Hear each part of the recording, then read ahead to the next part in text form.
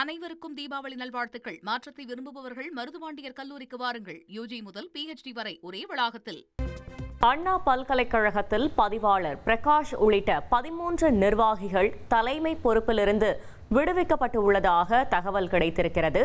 சம்பந்தப்பட்ட துறை பேராசிரியர்கள் தலைமை பொறுப்புகளை கவனிக்க உயர்கல்வித்துறை உத்தரவிட்டு இருப்பதாகவும் தகவல் கிடைத்திருக்கிறது.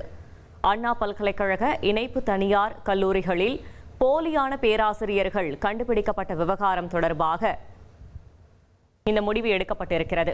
மேலும் விவரங்களை செய்தியாளர் சங்கரன் வழங்கிட கேட்கலாம். சங்கரன், வணக்கம். முழு தகவல்களை சொல்லுங்க. வணக்கம் பிரியவதனா. அண்ணா பல்கலைக்கழகத்தின் கீழ் இயங்கக்கூடிய தனியார் பொறியியல் கல்லூரிகள்ல இணைப்பு அங்கீகாரம் வாங்குவதற்காக போலியான பேராசிரியர்களை கணக்கு காட்டிய விவகாரம் சில மாதங்களுக்கு முன்பு சர்ச்சையை ஏற்படுத்தியது.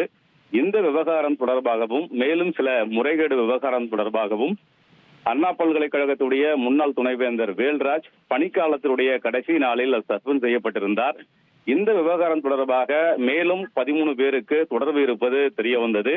இந்த நிலையில் பல்கலைக்கழக வளாகத்தில் நேற்று நடைபெற்ற சிண்டிகேட் கூட்டத்தில் இந்த லஞ்ச ஒழிப்புத்துறை போலீசார் விசாரணை நடத்துவதற்கு ஏதுவாக அந்தந்த துறை பொறுப்புகளில் இருக்கக்கூடியவர்கள் அந்த பொறுப்பிலிருந்து விலகி பேராசிரியர் பணிக்கு செல்ல வேண்டும் என்று தீர்மானம் நிறைவேற்றப்பட்டதாக தகவல்கள் வெளியாகியுள்ளன. அதன் அடிப்படையில் பல்கலைக்கழகத்தினுடைய பதிவாளர் பிரகாஷ், அதே போன்று தனியார் பொறியியல் கல்லூரிகளுக்கு இணைப்பு அங்கீகாரம் வழங்கக்கூடிய துறையின் இயக்குனர் உள்ளிட்ட 13 பேர் அந்தந்த துறை தலைமை பொறுப்புகளில் இருந்து விடுவிக்கப்பட்டிருக்கிறார்கள்.